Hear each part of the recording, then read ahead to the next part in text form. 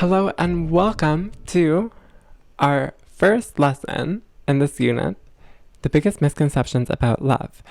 We're going to be talking about feelings, specifically that feelings don't have IQ. I first heard this line from Laura Schlesinger in her book, 10 Stupid Things Couples Do to Mess Up Their Relationship. And when I read it, I thought it was incredible. We often think of feelings as something that's super important to who we are as humans. Like, our feelings make us human. And we agree, I agree, that they are so important. But to what extent should we use feelings to influence our decision making? And how accurate are our feelings at understanding the events around us? That's what we're going to explore in this lesson. First off, why are feelings called feelings? It's because we feel them, we feel the emotions in our bodies. We use these emotions to help us understand the world around us, what we like, what we dislike, help us choose what's important to us, what feels good, and to guide our behavior. And that's all really great. But a lot of times, our feelings actually glitch. And this is something that's super important that we have to consider in our decision making.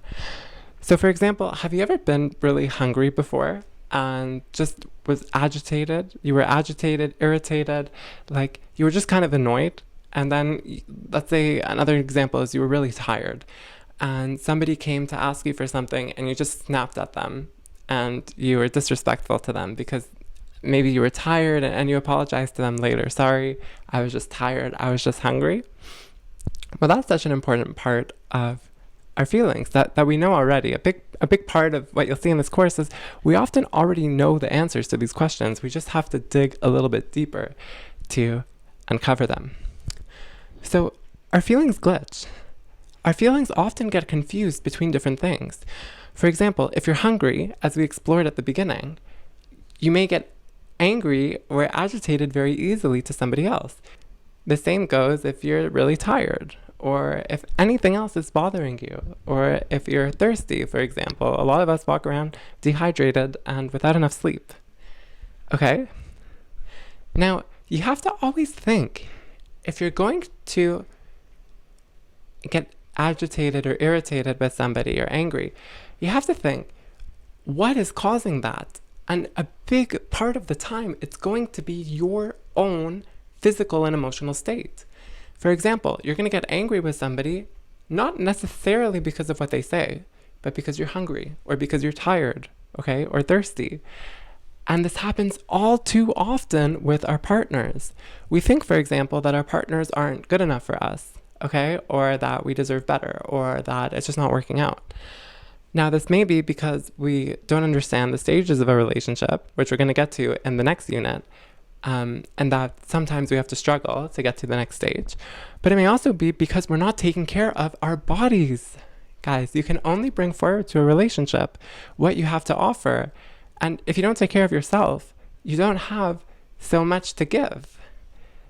What I mean by this is you have to take care of yourself if you want to be in a position to accept love and give love to somebody else.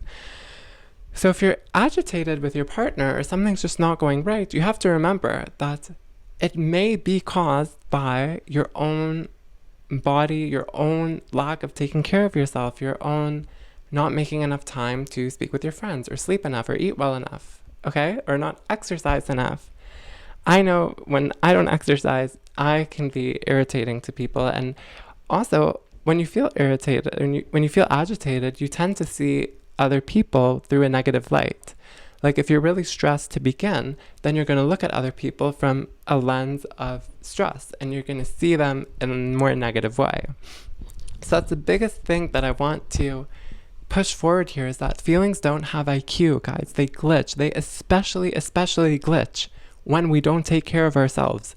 Your thirst or your hunger will show up by your partner not looking so desirable or not being so effective, or you're just not feeling good and you're going to maybe blame that on your partner. But remember that feelings glitch, guys, okay? Feelings don't have IQ. They are important at helping us perceive the world and understand the events around us, but we shouldn't use them as our only source of decision making.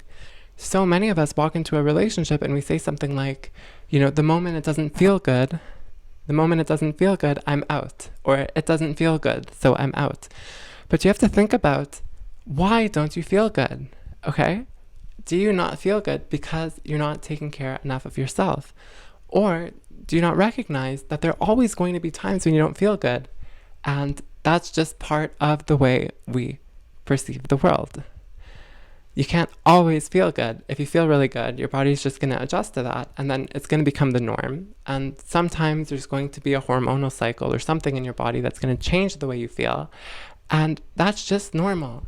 You have to understand that feelings don't always represent what we think they do. Okay? Always ask yourself, is it coming from me? Thanks so much for listening to this section, and I'll catch you in the next lesson where we talk about love being commitment in spite of feelings glitching sometimes. Thanks so much for joining me.